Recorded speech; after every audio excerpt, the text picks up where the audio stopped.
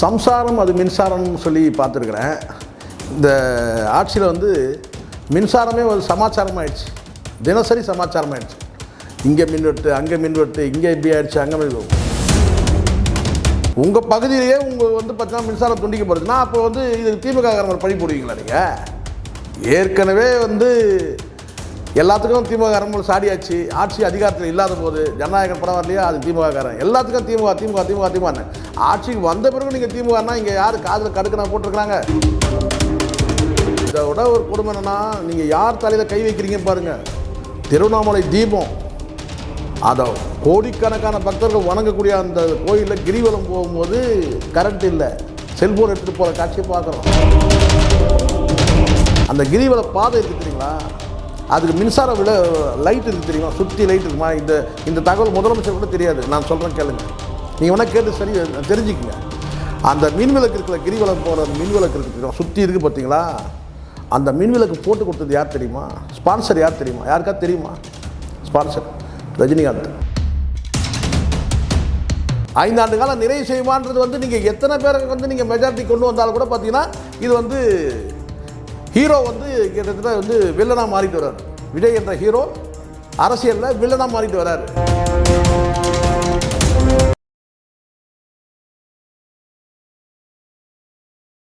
Sir வணக்கம். Sir வணக்கம். Sir, முதலமைச்சர் திரு விஜய் அவர்களுடைய தெருமுனையிலேயே மக்கள் போராட்டம் பண்ணுறாங்க. எதுக்கு தெரியுமா? கரண்ட் இல்லை, அவர் தெருவில் மட்டும் கரண்ட் இருக்குது, எங்கள் தெருலலாம் கரண்ட் இல்லைன்ட்டு சாலையில் உட்காந்துட்டாங்க மக்கள். அந்த ஈசிஆரில் அவர் போகிற பாதையிலே உட்காந்துட்டாங்க. இது நீங்கள் எப்படி பார்க்குறீங்க?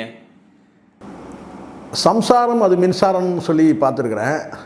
இந்த ஆட்சியில் வந்து மின்சாரமே ஒரு சமாச்சாரம் ஆயிடுச்சு, தினசரி சமாச்சாரம் ஆயிடுச்சு.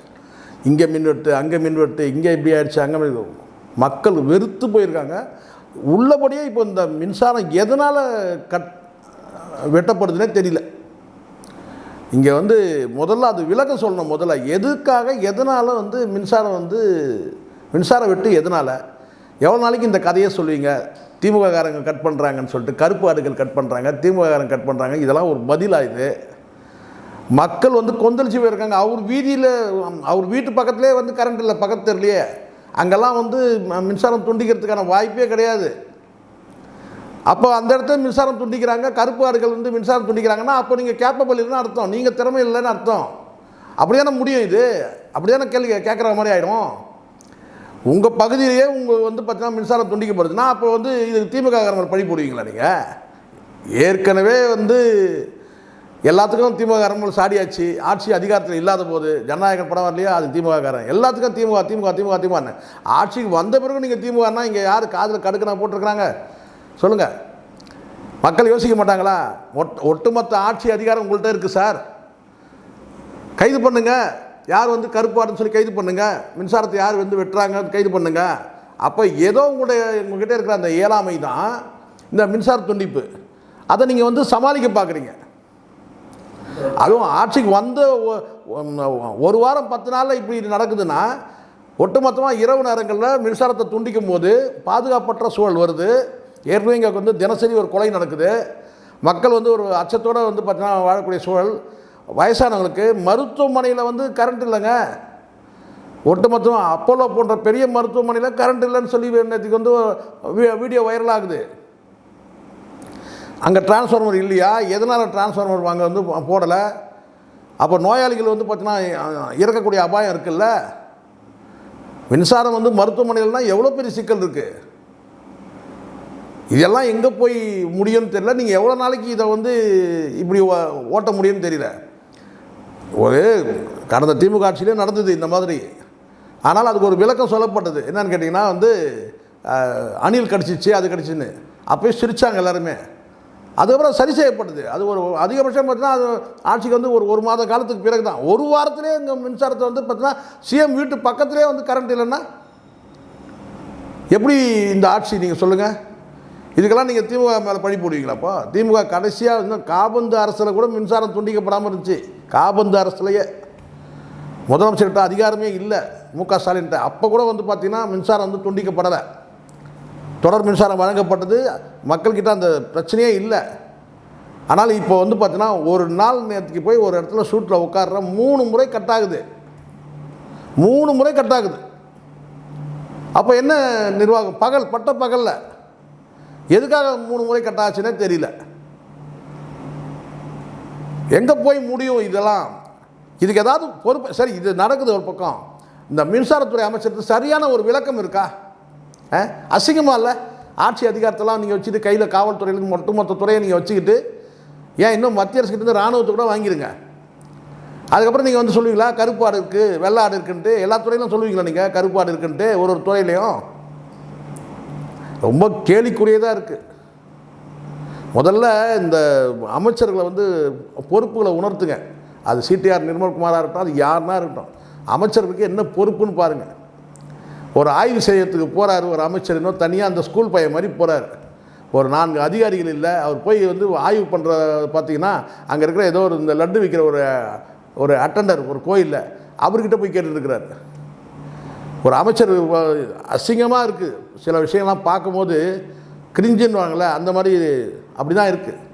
கேலி குத்தா பல விஷயங்கள் கேலி குத்தா இருக்குது. ஒரு அமைச்சர் ஆய்வு செய்கிறதுக்கு போகிறாங்கன்னா அந்த அமைச்சரோட வந்து பார்த்தீங்கன்னா அதிகாரிகள் இருக்கணும்.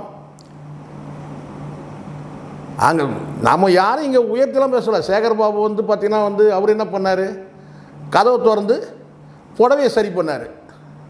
கதவை திறந்து கார் கதவை திறந்து இந்து அறநிலையத்துறை என்ன வந்து அமைச்சர் என்ன பண்ணார்னா, கார் கதவை திறந்து அண்ணியோட புடவையை வந்து சரி பண்ணார்.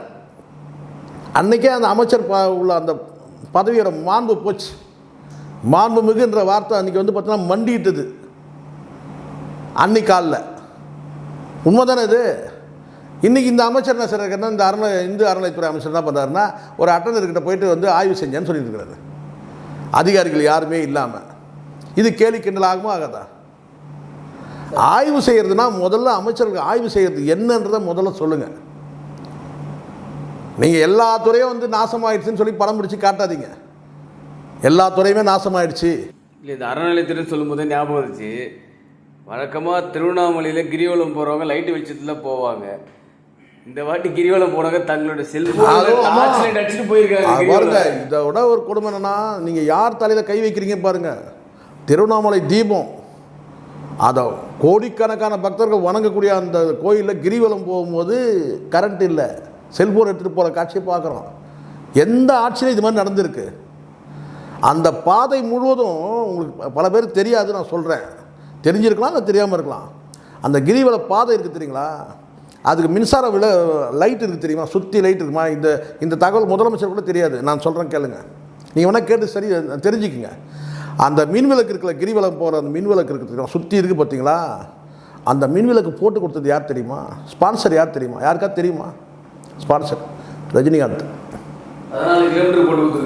14 கிலோமீட்டருக்கு வந்து பார்த்தோன்னா அந்த கிரிவல பாதைக்கு போன அந்த பாதைக்கு முழுவதும் மின்சார விளக்கு கொடுத்தது யாருன்னா சூப்பர் ஸ்டார் ரஜினிகாந்த். ஆனால் அந்த லைட் இன்றைக்கி வந்து பார்த்திங்கன்னா தன்னை சூப்பர் ஸ்டாராக சொல்லிக்கிட்டவர், தன்னை மெகா ஸ்டாராக சொல்லிக்கிட்டவர் ஆட்சிக்கு வந்து அந்த மின் விளக்குகள் ஆஃப் செய்யப்பட்டது, இருட்டில் மூழ்கியது. இப்போ பார்த்துங்க, நிறைகுடம் தழும்பாதுன்னு சொல்லுவாங்க. இது என்றைக்கும் வந்து பார்த்தீங்கன்னா வந்து நட்சத்திரம் தான், உச்ச நட்சத்திரம் தான். ரஜினிகாந்த் அவர்கள் போட்டு கொடுத்த அந்த மின் விளக்குகள் அத்தனையும் வந்து பார்த்திங்கன்னா ஆஃப் செய்யப்பட்டு இருட்டில் தள்ளப்பட்டது அந்த கிரிவல பாதையே. சார், இவங்க தான் வந்து குளத்தூர் தொகுதியில் தோத்துட்டாங்க, பழி வாங்குறான்னு சொல்கிறாங்க. திருவண்ணாமலை தொகுதியில் திமுக தானே ஜெயிச்சிருக்கா, அப்போ ஜெயிச்சவரும் பழி வாங்குறாரு. அதனால தான் நான் என்ன கேட்குறேன், இந்த இடத்துல இவங்க துணிச்சாங்க அவங்க துணிச்சாங்க, இந்த பழி போடுற வேலை இருக்குல்ல, இந்த டேமேஜ் கண்ட்ரோல் வேலை செய்கிறீங்க தெரியுமா? பல்ல இழிக்குது. டேமேஜ் கண்ட்ரோல் வந்து உங்களால் பண்ண முடியவே இல்லை. நீங்கள் ஆட்சி அதிகாரத்தில் இல்லாத போது, நீங்கள் எதிர்கட்சியாக இருந்தபோது நீங்கள் பல சித்து விளையாட்டுகள் விளையாடுனீங்க. இப்போ எல்லாமே தெளிவாகிட்டு வராங்க மக்கள். நீங்கள் ஒன்றுமே இல்லை, நீங்கள் வந்து திமுக வந்து வெற்றி பெற்ற இடத்துல வந்து மின் துண்டிப்பு ஏற்பட்டால் அந்த இடத்துல இருக்க அந்த சட்டமன்ற உறுப்பினருக்கு தான் வந்து பாதிப்பு, கேள்வி கேட்பாங்க. ஆனால் இது வந்து பார்த்தீங்கன்னா நீங்கள் பழி போட்டு வந்து டேமேஜ் கண்ட்ரோல் பண்ணணும்னு நினைக்கிறீங்க. அது வந்து மக்கள்கிட்ட எடுபடலை, மக்கள்கிட்ட வந்து புரிஞ்சுக்கிறாங்க மக்கள். இது கடைசியில் எங்கே போகும்னா நீங்கள் பை எலெக்ஷனை சந்திக்க போகிறீங்க கூடிய விரைவில். 3 பேர் ராஜினாமா பண்ணிட்டாங்க. ஆல்ரெடி வந்து முதலமைச்சர் வந்து திருச்சியில் ராஜினாமா பண்ணியிருக்கிறாரு. ஸோ இன்றைக்கி தினம் எடுத்திங்கன்னா 4 தொகுதியில் வந்து இடைத்தேர்தல் இருக்குது. இன்றைக்கி தினத்துக்கு இன்னும் வந்து பார்த்தீங்கன்னா வந்து என்ன நடக்கும்னு தெரியல. அந்த பை எலெக்ஷனில் உங்களுக்கு மக்கள் வந்து சரியான பாடத்தை புகட்டுவாங்க. நீங்கள் என்ன அப்போ தெரியும். ஒரே ஒரு தொகுதியில் நீங்கள் தோற்றீங்கன்னா கூட வந்து உங்களுக்கு அந்த விஜய் என்ற பிம்பம் வந்து சுக்குநூறாக உடையும். நீங்கள் பாருங்கள், அது நடக்குதா பாருங்க. பை எலெக்ஷனில் கடந்த காலத்தில் இருந்த நிலைமை வேறு. இப்போ முழுக்க விஜய் என்ற அந்த பிம்பத்தை நம்பி தான் வாக்கு. அந்த விஜய் என்ற பிம்பமே உடையுது. அது காரணம் என்ன கேட்டால் கூட இருக்கிறவங்களே அதை உடைக்கிறாங்க. ஒரு பக்கம் அவர் டம்மி, நான் தான் ஆக்டிங் சிஎம், அவர் டம்மி ஒரு பக்கம். இன்னொரு பக்கம் கட்சி யாரு, என் கையில் தான் இருக்குது கட்சி. அதிகார மையங்கள் வந்து உருப்படியான அதிகார மையங்கள் இல்லை. விஜய் என்ற பிம்பத்தை உடைக்கிற அதிகார பிம்பங்களாக தான் இருக்கிறாங்க.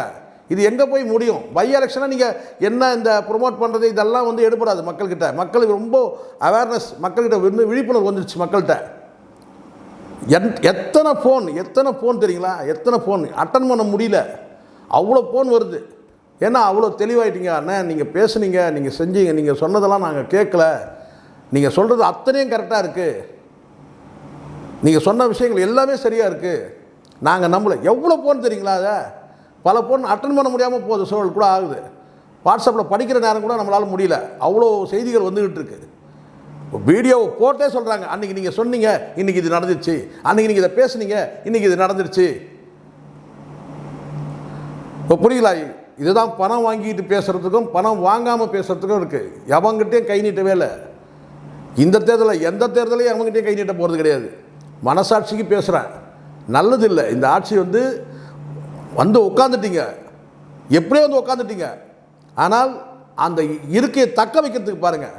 நீங்கள் ஒரு நாளும் ஒரு வந்து பார்த்தீங்கன்னா வந்து ஒரு பகுதியில் ஒரு 1000 ஓட்டு 500 ஓட்டு நீங்கள் இழக்கிறீங்க. ஒரு நாளும் 5 ஆண்டு காலம் நிறைவு செய்வான்றது வந்து நீங்கள் எத்தனை பேருக்கு வந்து நீங்கள் மெஜாரிட்டி கொண்டு வந்தாலும் கூட பார்த்தீங்கன்னா இது வந்து ஹீரோ வந்து கிட்டத்தட்ட வந்து வில்லனாக மாறிட்டு வர்றாரு. விஜய் என்ற ஹீரோ அரசியலில் வில்லனாக மாறிட்டு வர்றாரு. நீங்கள் என்ன சொன்னாலும் சரி, அந்த 1,13,00,000 வாக்குகள் இருக்கலாம், அதிமுக வாக்குகள், அது வந்து பார்த்தீங்கன்னா உங்களுக்கு இல்லை. இப்படி நீங்கள் ஒரு நெரேட்டிவ் செட் பண்ண பார்க்குறீங்க. என்னென்னு கேட்டிங்கன்னா, திமுகவும் அதிமுகவும் சேர்ந்து கூட்டணி வைக்க போகிறாங்க. அதை கூட்டணி வைக்கல. ஆனால் அதிமுக வாக்குகள் நிச்சயமாக வந்து உங்களுக்கு கிடையாது. நீங்கள் எத்தனை எம்எல்ஏக்கள் ராஜினாமா பண்ணாலும் அந்த வாக்குகள் நீங்கள் பெற முடியாது. காரணம், அதிமுக இருக்கிற விசுவாசிகள் வந்து எம்ஜிஆர் ஜெயலலிதா விசுவாசிகள் ஒருபோதும் வந்து விஜய் வந்து வில்லனாக தான் பார்ப்பாங்களே தவிர ஒருபோதும் வந்து அந்த வாக்குகள் பெற முடியாது. இது என்னுடைய நம்பிக்கை. நான் போகிற போக்கில் பேசுகிறவங்க கிடையாது. மக்கள்கிட்ட நான் சந்தித்து மக்களுடைய எண்ணங்களை நான் சொல்கிறேன். நீங்கள் பொறுத்திருந்து பாருங்கள். இந்த பை எலெக்ஷன் உங்களுக்கு வந்து பார்த்தீங்கன்னா பெரிய எதிர்வினையாக வந்து முடியும். நீங்களே உங்கள் பிம்பத்தை உடச்சிக்கிற ஒரு சூழலில் இருக்கிறீங்க. இந்த பை எலெக்ஷன் என்னை பொறுத்த வரைக்கும் திருச்சியோடு நிறுத்தியிருக்கணும்.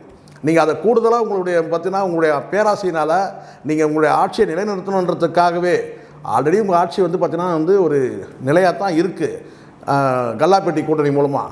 அது அப்படியே நீங்கள் உருட்டியிருக்கலாம். ஆனால் அதை தாண்டி நீங்கள் என்ன செய்றீங்க, ஒரு 3 எம்எல்ஏக்களை வந்து பார்த்தீங்கன்னா நீங்களே வந்து பார்த்தீங்கன்னா அதை வந்து ராஜினாமா பண்ண வச்சு இன்றைக்கி நீங்கள் வந்து பார்த்தீங்கன்னா அந்த ஒரு 3 தொகுதியில் வந்து பார்த்தீங்கன்னா எவனும் ஜெயிக்க போகிறதில்ல. நீங்கள் புதுசாக ஒருத்தரை நிற்க வச்சாலும் வந்து பார்த்தீங்கன்னா அவங்களும் ஜெயிக்க போகிறது கிடையாது. அப்போ 2 தொகுதியில் நீங்கள் தோற்றிங்கன்னா கூட பார்த்தீங்கன்னா அந்த விஜய் என்ற பிம்பம் வந்து உடையுது. அதை பார்த்துங்க. தவறான ஒரு ராங் பாலிடிக்ஸ் பண்ணுறீங்க. இதே இந்த ஆட்சிகள் இந்த கம்யூனிஸ்டும் சரி, இந்த காங்கிரஸும் சரி, இந்த விசிகாவும் சரி, நாளைக்கு ஆட்சியை கவிழ்த்தால் கூட பற்றி மக்கள்கிட்ட போய் நீங்கள் நின்னீங்கன்னா ஒரு அனுதாபம் இருக்கும். ஆனால் இப்படியெல்லாம் நீங்கள் ஒரு தகுதித்தம் பண்ணி இந்த பை எலெக்ஷன் நீங்கள் தோற்றிங்கன்னா இன்னும் உங்களுடைய வந்து அந்த ஹீரோ பிம்பம்ன்றது வந்து விஜயோட அந்த கல்ட்டு பிம்பம் உடையுது நாளுக்கு நாள். பார்த்துங்க சார். இப்போ வந்து சென்னையில் தான் இந்த பேஷண்ட் பார்த்தா கள்ளக்குறிச்சி ஒரு கிராமத்தில் கடந்த 48 மணி நேரம் கரண்ட் இல்லையா? ஆமாம் சார். இப்போ செங்கல்பட்டு கவர்மெண்ட் ஹாஸ்பிட்டலில் கரண்ட் இல்லாமல் ஸ்கேன் எடுக்க முடியாமல் நோயாளிகளாம் அவதிப்படுறாங்க. செங்கல்பட்டு அதுதான் கரெக்டாக சொன்ன, நல்ல வேலை ஞாபகப்படுத்துனீங்க. செங்கல்பட்டில் இருந்து எனக்கு வாட்ஸ்அப்பில் வந்து பார்த்தீங்கன்னா சில ஃபோட்டோக்களை போட்டு அனுப்புனாங்க. அந்த வாட்ஸ்அப் கூட உங்களுக்கு நான் அனுப்புகிறேன் பாருங்கள். நல்லா தெரியுது வந்து பார்த்தீங்கன்னா வந்து அங்கே பேஷண்ட்டுகளுடைய கஷ்டங்கள் நல்லா தெரியுது. ஒரு அரை மணி நேரம், ஒரு 1/4 மணி நேரன்றதே பெரிய விஷயம் சார். இப்போ மணிக்கணக்கில் உங்களுக்கு வந்து பார்த்தீங்கன்னா கரண்ட்டு நீங்கள் கட் பண்ணிங்கன்னா அங்கே எவ்வளோ சிக்கல்கள் உருவாகும் தெரியுமா? அதுவும் நீங்கள் வந்து இரவு நேரம் மருத்துவமனையில் பாதுகாப்பு இருக்குமா? பெண்களுக்கு மருத்துவமனையிலே நான் சொல்கிறேன், எவ்வளோ சிக்கலாகும் தெரியுங்களா? ஸோ இது மருத்துவமனை பெண்களுக்கு பாதுகாப்பு இல்லாத ஒரு பக்கம், சிகிச்சை வந்து பார்த்தீங்கன்னா வாய்ப்பு இல்லாத ஒரு சூழல். திடீர்னு ஒரு ஆக்சிடென்ட் ஆகி ஒரு கேஸ் வரும், அப்போ அவங்களோட நிலைமை என்ன? அவ்வளோ எல்லாமே அவலங்கள் தான். இந்த தாவேகா ஆட்சியோட அலங்கோல ஆட்சி, அவலமான ஆட்சி.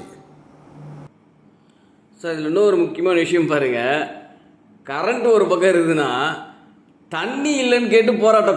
அந்த நேரத்துலேருந்து நான் தான் நேற்று பேசும்போது ஒரு காரணம் சொன்னேன்.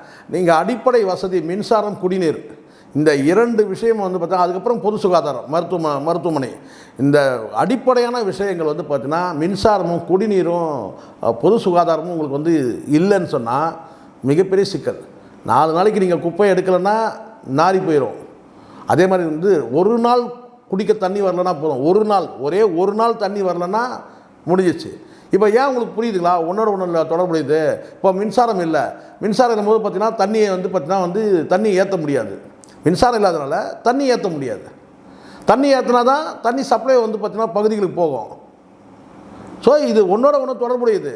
ஆனால் தான் நான் சொன்னேன், அடிப்படை வந்து ஜீவாதாரங்கள், வாழ்வாதாரங்கள் நீங்கள் வந்து கை வச்சிங்கன்னா மக்கள் கொதிச்சு போயிடுவாங்க.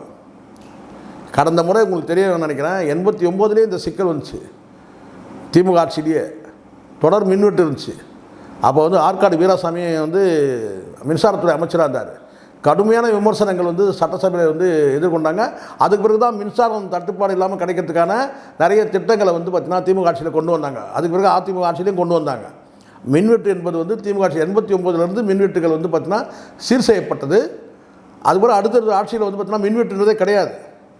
எல்லாமே வந்து பார்த்தீங்கன்னா ஒரு 3 நாள் 4 நாட்கள் வந்து பார்த்தீங்கன்னா வந்து சரி செய்யப்படும்.